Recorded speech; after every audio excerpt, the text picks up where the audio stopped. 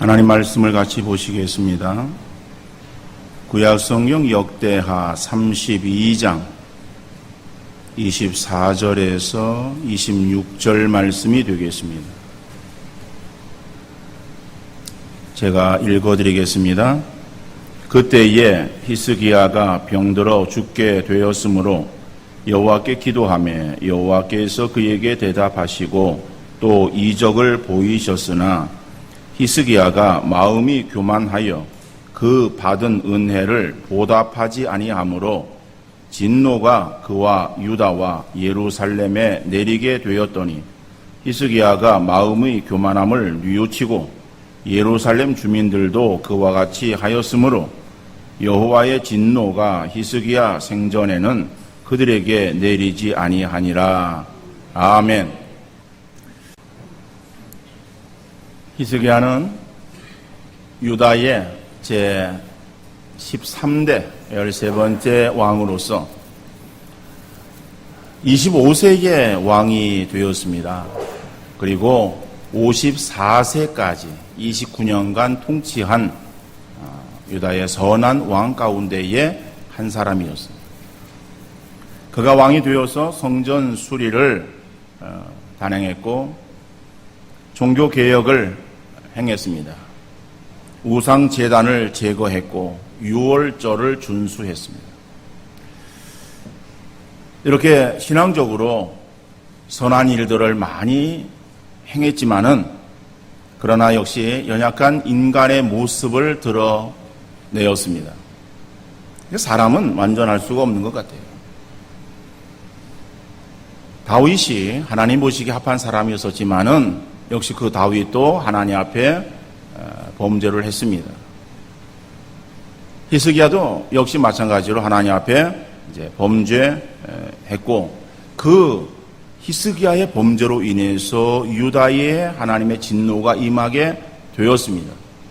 물론 히스기야는 그 당시에 선지자였던 이사야의 그 충고를 받고 그리고 다시 곧바로 회개합니다. 뉘우치는 그러한 일로 인해서 하나님의 진노가 히스기야 때는 임하지 않았지만은 그러나 유다에 결국 하나님의 진노가 임하게 되었던 것이죠. 우리가 사람이 이 땅에 살아가면서 우리 스스로 우리가 잘 살아갈 수 있다고 그렇게 생각을 합니다. 그래서 세상 사람들은 우리가 살아가기 위해서 필요한 것이 우리 가지고 있는 지식이나 경험이나 아니면은 또 사업을 할 때의 자본이나 또 뭐 기술이나 뭐 여러 가지 그런 것들을 우리가 잘 할 수 있는 그러한 요소, 그죠? 승리할 수 있는 요소, 성공의 그러한 그 비결이라고 생각을 합니다. 물론 이런 것들이 우리의 삶을 풍성하게 하고 잘 나가게 해줄 수는 있습니다만은 그러나 승리하는 삶의 궁극적인 원인은 되지 못하는 거예요. 사람이 아무리 좋은 조건을 가지고 있어도 모든 일들이 사람이 원하는 그러한 생각대로 사람의 뜻대로 다 그대로만 이루어집니까? 잘 되어질 거, 곧 이루어질 것 같은 일들도 하루아침에 실패로 끝나는 경우가 얼마나 많이 있는지 몰라요. 이 세상 일은 내 마음대로 되는 것이 아니에요. 왜 그렇습니까? 내가 세상의 주인이 아니기 때문에 그런 거예요. 그러면 세상 만사 자기 멋대로 되어지는 엿장수 마음대로인가? 가위를 들고 엿을 치는 것이 엿장수 마음대로일지는 몰라도 세상살이는 저절로 되어지거나 아무렇게나 되어지는 것이 아니라 하나님의 뜻대로 되어지는 줄 믿으시기를 바랍니다. 왜 세상 일들이 우리가 바라볼 때는 저절로 되어지는 것 같고 자연스럽게 되어지는 것 같이 여겨지지만은 그것이 하나님의 뜻 가운데 이루어지는 일이라고 우리가 생각해야 되는가 하면은 하나님은 세상의 주인이시기 때문에 그런 거예요. 그래서 세상은 주인 되시는 하나님의 뜻 가운데에 이루어지는 것입니다. 그 세상이 주인 되어지는 하나님의 뜻대로 세상이 움직여지는 것을 우리가 알지를 못할 때에 인간의 힘이 거기에 들어가는 거예요. 그래서 인간적인 조건들이 있어야 되고 인간의 어떠한 여러 가지 상황들이 거기에 되어지면은 그 좋은 상황, 좋은 조건, 좋은 뜻대로 되어질 것처럼 그렇게 착각하며 사람이 애를 쓰게 되어지는 거예요. 그러나 결국에 다 힘이 소진되어지는 것이고 뒤돌아볼 때에 인간은 별 수 없는 존재구나. 역시 하나님께서 모든 것들을 다 운행하시는구나 라고 하는 것을 고백할 수밖에 없는 것입니다. 여러분, 우리가 이러한 사실들을 깨달아서 늘 하나님의 은혜를 구할 때에 우리의 삶이 그 하나님의 은혜 가운데에 형통함으로 나갈 수 있지만은 그 하나님의 은혜를 구하지 아니하면은 그 은혜, 하나님의 은혜를 망각하고 자기의 의의를 드러내는 삶을 살려고 애를 쓰다가는 그런 실패할 수밖에 없는 것이다. 오늘 본문이 우리에게 이 사실을 잘 증거해 주고 있습니다. 오늘 본문 25절 말씀 보니까는 히스기야가 마음이 교만하여 그 받은 은혜를 보답하지 아니하므로 진노가 그와 유다와 예루살렘에 내리게 되었더니 그랬어요. 여러분, 히스기야가 마음이 교만하여서 그 받은 은혜를 보답하지 아니했다? 그러면은 히스기야에게 임한 하나님의 은혜는 어떠한 것이었는가? 그 하나님께서 히스기야를 통해서 주신 그 은혜를 오늘 본문에서 말씀하고 있는데, 물론 본문의 말씀이 길기 때문에 제가 잘라서 그래서 석절만 읽어드렸습니다. 내용을 우리가 32장 1절에서부터 보아야 될 것입니다. 그러면은 큰 그러한 그 사건이 오늘 본문에 32장에서 보면 두 개가 나오는데 그 두 개의 임한 하나님의 은혜가 있음을 볼 수 있어요. 그 첫 번째에 그러한 그 사건이 무엇인가 하면은 아수르의 예루살렘 성 공격에서 승리하게 하신 것이다라고 합니다.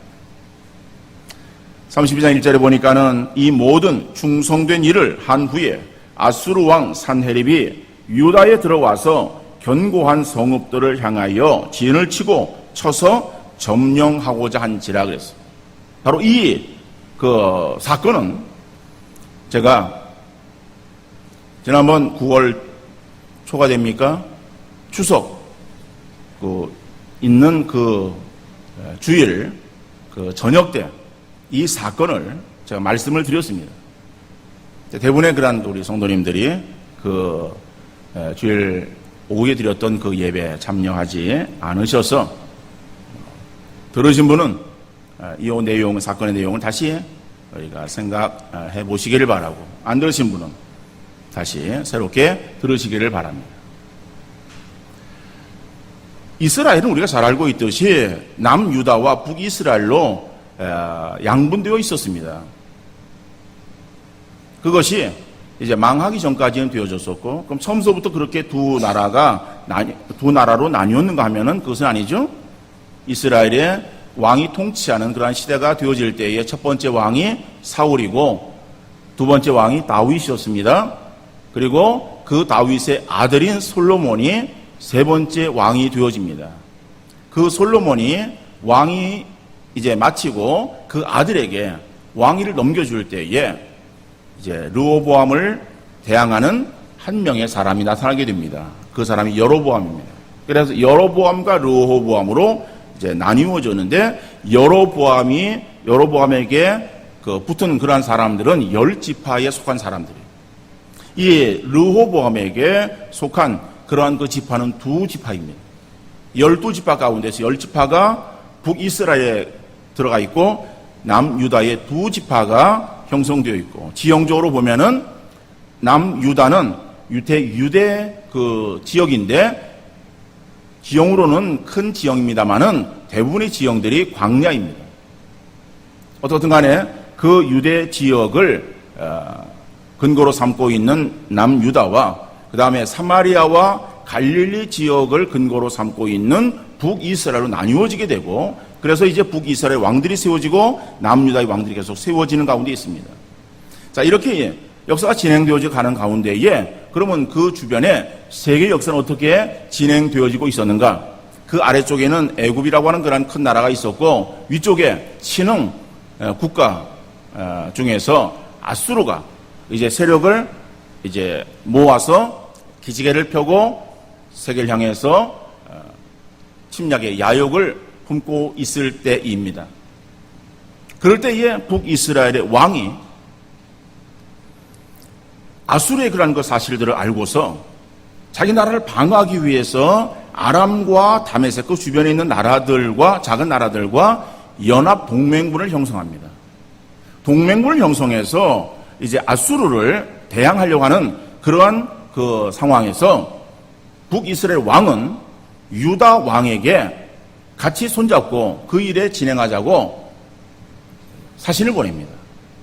이러한 소식을 들은 유다의 왕 아하스가 그 배려를 뿌리치고 오히려 비밀 편지를 그 연합군을 경성해서 대항하고자 하는 아수르에게 오히려 비밀 편지를 보내는 거예요. 그래가지고 그 내용이 무엇인가 하면은 이 연합군을 형성해서 당신 나라를 치려고 그런다. 오히려 아수르가 이 나라들을 좀 먼저 공격해서 쳐주면은, 그러면은 우리나라가, 유다가 아수르에 많은 돈을 주겠다. 대가로 많은 돈을 주겠다라고 그렇게 제안을 하는 거예요. 그러니까 아수르가 뭐 잘됐다 생각하고서 그리고 공격해 옵니다.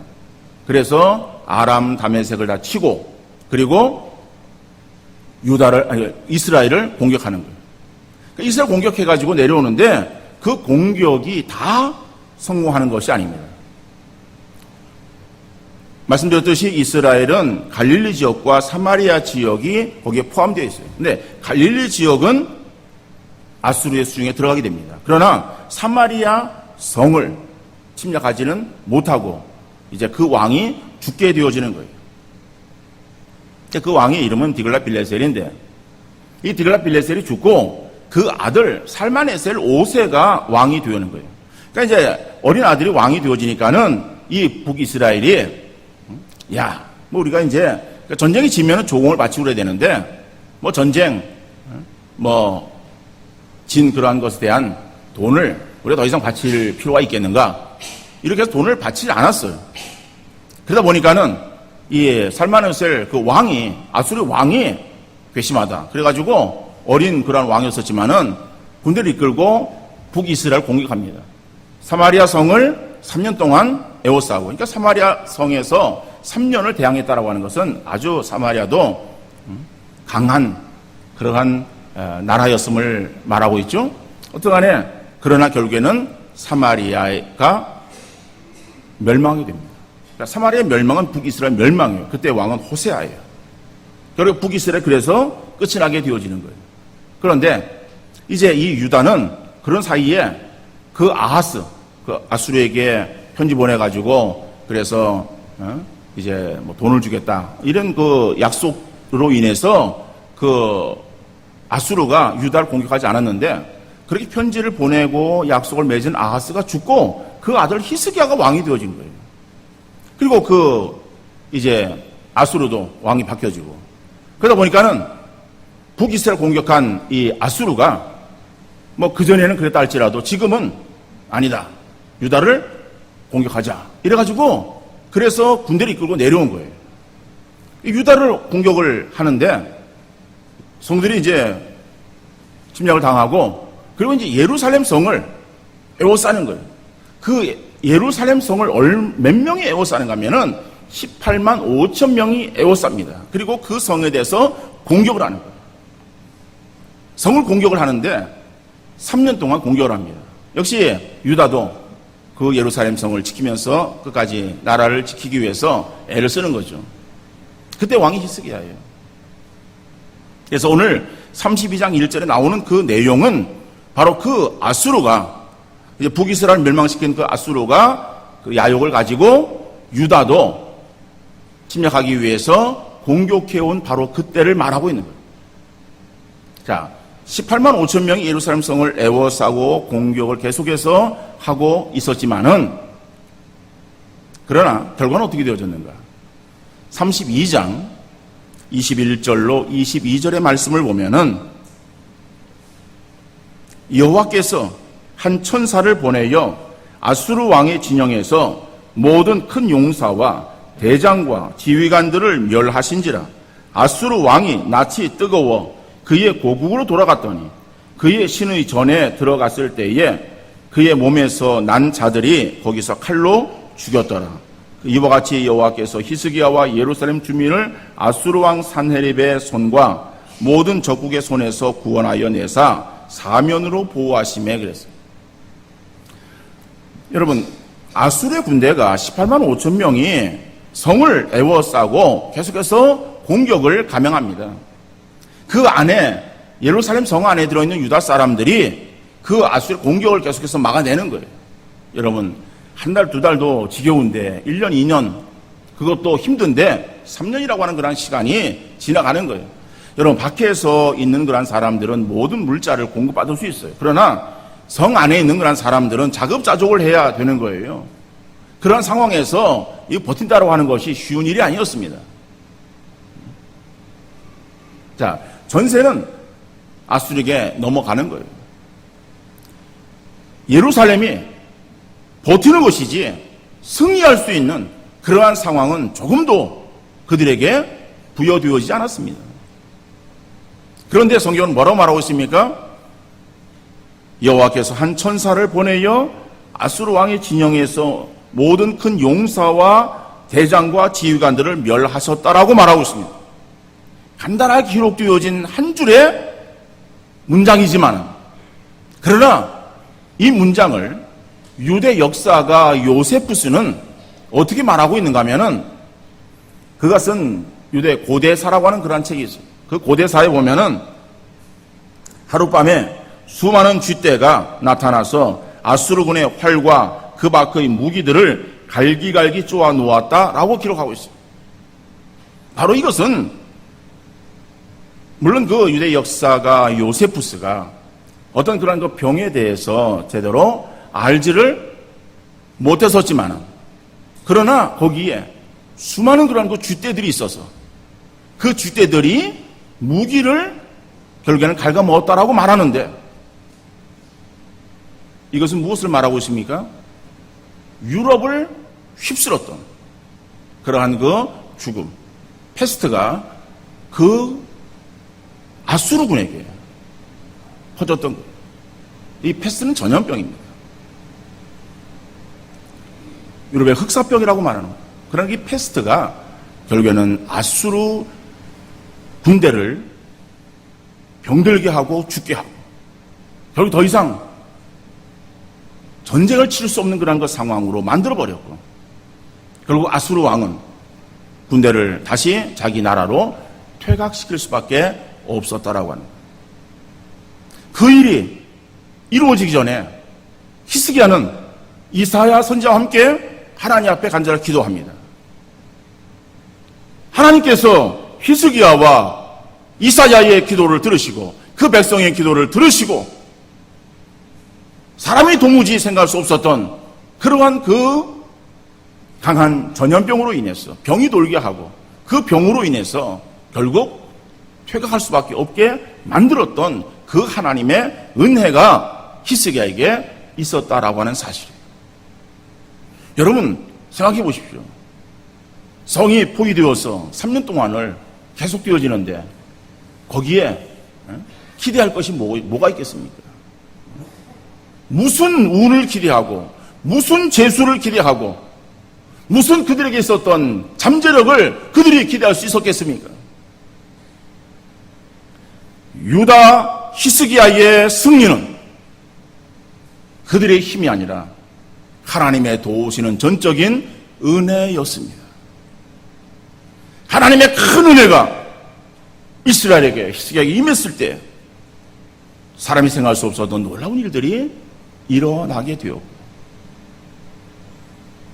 우리가 쓰는 전화위복의 놀라운 그런 그 역사가 그 자리에서 시행되어지게 되었던 거예요. 하나님의 은혜를 받은 그러한 그 히스기야. 또 한 가지 사건은 오늘 본문의 말씀이에요. 25절 말씀에 히스기야가 마음이 24절입니다. 그때에 히스기야가 병들어 죽게 되었으므로 여호와께 기도하며 여호와께서 그에게 대답하시고 또 이적을 보이셨으나 그랬어요. 여러분 24절 한 절의 말씀은 간단하게 여기 나와 있습니다만은 이 말씀이 이사야서 38장, 39장에서 이어지고 열왕기하에서도 20장에서 나오고 있는 그러한 내용의 말씀입니다.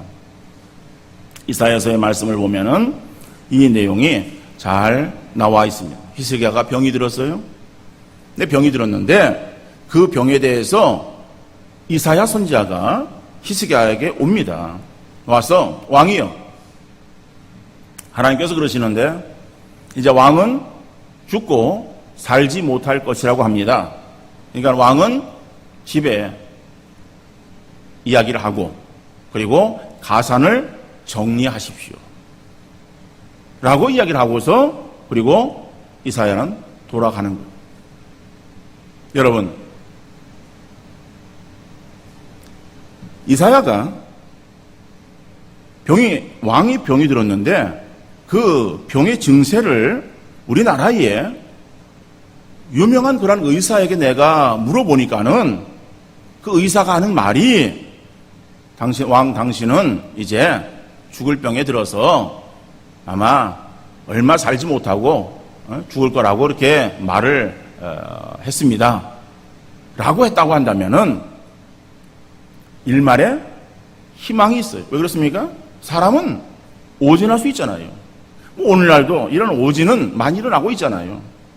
병원에서 이야기를 했는데 그런데 다른 병원에서 아니라고 이야기하기도 하고 또 같은 그런 거 의사들 이 병원 저 병원에 같은 그런 거 진단이 나왔다 할지라도 그것으로 인해서 죽는 것이 아니라 살 수 있는 그런 그 일들도 많이 있어요. 그러니까 사람의 어떠한 그 판단, 사람의 진단이라고 하는 거, 그것은 100% 믿을 수 있는가? 그건 아니다라고 우리가 말할 수 있어요. 그렇기 때문에 사람 누가 뭐라 그러더라라고 하는 그런 그 말은 아예 그건 아닐 수 있어라고 부정할 수 있겠지만은 지금 히스기야에게 들려지는 그런 그 말은 이사야 선지자를 통한 하나님 말씀이에요. 하나님이 거짓을 말하겠어요? 하나님이 그냥 겁주려고 아닌 말을 그냥 그런 것처럼 그렇게 말씀하시는 분이에요? 하나님은 그런 하나님이 아니에요. 하나님이 하시는 그 말씀은 정확한 거예요. 분명히 히스기야에게 있어서는 무슨 병인지 모르지만 죽을 병에 걸렸어요. 여러분, 그러한 그 상황에 처하게 된 히스기야가 그런 그 이야기를 듣고서 어떻게 반응을 합니까? 오늘날도 보면은 예상치 못한 그러한 엄청난 어떤 의사의 진단 아니면 결과 이런 것으로 인해서 그 병이 이제 시한부의 어떤 인생 살 수밖에 없다라고 하는 그런 소식을 듣게 되어지면은 사람들은 다 낙심하게 되어지고 그 병에 대해서 부정하고 그렇죠? 아니길 바라는 그러한 그 마음을 가지게 되는 것이죠. 그리고 이제 그것을 받아들이면서 결국에는 체념하게 되어지는 경우들이 일반적입니다. 히스기야가 어떤 그러한 전철을 밟았습니까? 히스기야는 그러한 그 자기가 죽을 병에 걸렸다라고 하는 그 사실을 알고 명의를 불러오라고 명령하지 않았어요? 명령을 찾아보라고 그렇게 명령하지 않았어요? 뭐라 말합니까? 그는 얼굴을 벽으로 향하고 하나님 앞에 통곡하며 기도합니다. 기도하는 내용이 뭐예요? 하나님, 내가 전심으로 하나님 앞에 행한 것과 내가 하나님 앞에 선한 일을 행한 그러한 것들을 추억하여 주옵소서. 하나님의 은혜를 구하는 거예요. 죽을 수밖에 없는 상황에서 낙심하지 아니하고 실망하지 아니하고 다른 것을 의지하지 아니하고 하나님 말을 바라보면서 하나님의 은혜가 아니고서는 내가 살 수 없습니다. 하나님 나를 도와주옵소서. 하나님의 은혜만을 구했던 희생. 하나님께서는 그 눈물의 기도를 보셨어요. 그리고 이사야로 하여금 돌아가서 너는 히스기야에게 다시 전해라. 내가 너에게 생명의 15년을 연장시켜 주마. 여러분 15년의 생명을 연장받았습니다. 그러니까 54세에 히스기야가 죽었어요. 그러면은 15년 전이면은 39살 정도 되겠죠? 39살에. 그죠? 죽을 수밖에 없었던 그런 그 인생이 54세에 죽게 되었다. 여러분 우리가 병원에 가서 병을 고치고 병이 나았다라고 할지라도 병이 나으면은 천년 만년 이 땅에 살아갑니까? 아니잖아요. 우리의 생명에 수가 있잖아요. 그죠? 연수가 있어요. 그러니까는 15년 그것이 히스기야에게 있어서 주어진 그런 인생의 연수였을 거예요. 어떻게 간에 히스기야는 병이 나았어요. 낳고 인생을 살다가 하나님 부르심에 간 거야. 그 시간을 보니까 15년. 하나님은 다 아시고 말씀하신 것이겠죠. 어떤 간에 히스기야가 아수르의 공격 가운데에 거기에서 승리하게 되어진 것. 이런 그 놀라운 일이 이 히스기야에게 있어서 가지고 있었던 그런 능력이었는가? 유다에 가지고 있었던 어떤 잠재력이었는가? 아니면 어떻게 그냥 운이 좋아서 그렇게 되어진 일이겠는가? 아니죠. 전적인 하나님의 은혜였습니다. 히스기야가 죽을 병에 걸렸는데 죽지 아니하고 다시 회복되어진 것. 약도 쓰지 아니하고 병원의 어떤 의사의 치료도 받지 아니하고 다시 살게 되어진 그것이 저절로 그랬거나 아니면은 거짓되어진 그러한 그 진단으로 인한 그러한 그 결과가 아니잖아요. 죽어야 되는데 거기에서 살게 되어진 것. 이것이 하나님의 은혜라고 하는 거죠. 그러니까 하나님의 은혜를 너무 크게 받은 사람이에요. 여러분, 하나님의 은혜를 그렇게 놀랍게 받았으면은 그 하나님의 은혜를 보답하는 그러한 그 마음을 가지고 있어야 되잖아요. 그런데 그가 어떤 일을 행했는가 하면은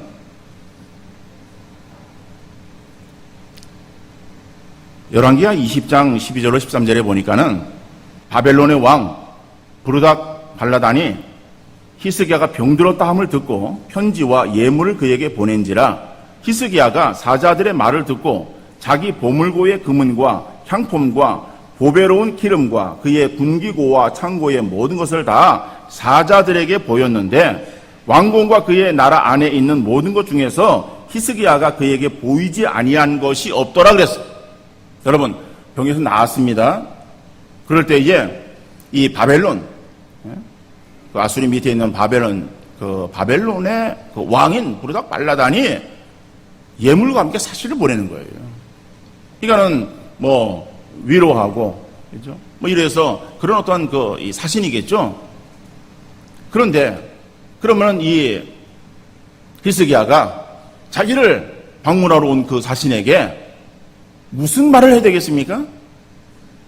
감사합니다. 이렇게 참 먼 걸음 와주셔서 대단히 감사합니다. 제가 죽을 병에 정말 걸려서 죽어야 되었었지만은 그러나 하나님께서 나를 이렇게 살려주셨습니다. 모든 것이 하나님의 은혜입니다. 라고 그렇게 그 사신에게 이야기를 하고 그 내용을 편지를 써가지고 사실을 통해서 예물을 보내준 부르닥 발라단 그 바벨론 왕에게 보내주어야 되었던 것이 아니겠어요? 그런데 히스기야가 어떤 일을 행했는가 하면은 그게 25절의 말씀이에요. 오늘 본문 25절에 히스기야가 마음이 교만하여 그 받은 은혜를 보답하지 아니함으로 그랬어요. 이게 그 내용이에요. 인간은 자기를 찾아온 그런 그 자신에게 있어서 하나님의 은혜, 하나님을 드러내고 하나님이 나에게 이렇게 역사하셨다라고 하는 것을 말하기보다는 뭘 행했어요? 내가 가지고 있는 그러한 그 상황이 이렇습니다. 나는 이러한 사람입니다라고 하는 자기의 의의를 드러냅니다. 하나님은 온데간데 없고 자기를 드러냈어요. 하나님이 그것을 싫어하신 거예요. 하나님의 은혜를 망각했을 때에 자기의 의의가 드러내는 거예요. 자기의 의의가 드러내는 것은 교만한 거예요. 하나님은 교만한 걸 싫어하시는 거예요. 하나님은 겸손한 자에게 은혜를 베풀어 주는 하나님이십니다. 겸손하다는 것이 뭐예요? 그저 머리만 숙이는 것이 겸손한 거예요? 아니에요. 하나님 앞에 겸손하다라고 하는 것은 당연히 우리가 하나님 앞에 머리를 숙여야 되겠지만은 하나님이 아니고서는 내가 아무것도 할 수 없습니다라고 고백하며 그 하나님을 찾는 것을 말하는 거예요. 내가라고 하는 그런 생각을 내려놓고 내가 이러한 사람인데라고 하는 자기의 의의가 드러나려고 하는 그것을 누르고 하나님께서 내게 베풀어주는 그러한 그 역사하심이 이렇습니다라고 하는 것을 고백하며 그래서 그 하나님의 도우심이 내게 임하지 아니하고서는 나는 아무것도 할 수 없습니다.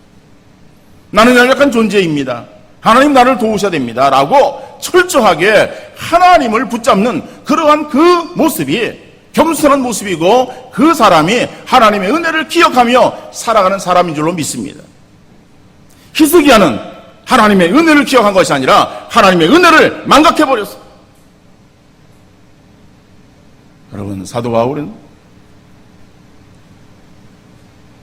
그가 고린도후서 12장에 보면은 굉장히 하나님의 그 큰 영적 체험을 했습니다. 그러니까 바울은요, 어떠한 지식만 있었던 것이 아니라 영적인 그런 부분에 있어서도 아주 놀라운 체험을 했었어요.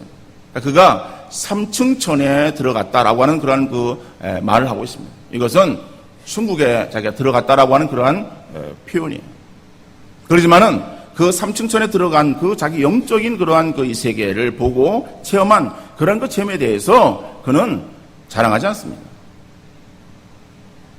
자, 그런 자기였었기 때문에 자기에게 있어서 교만해질까봐 하나님께서 그 교만치 않도록 행하기 위한 그 수단이 무엇이었는가? 그것이 자기에게 있었던 육체의 가시라고 말하고 있어요.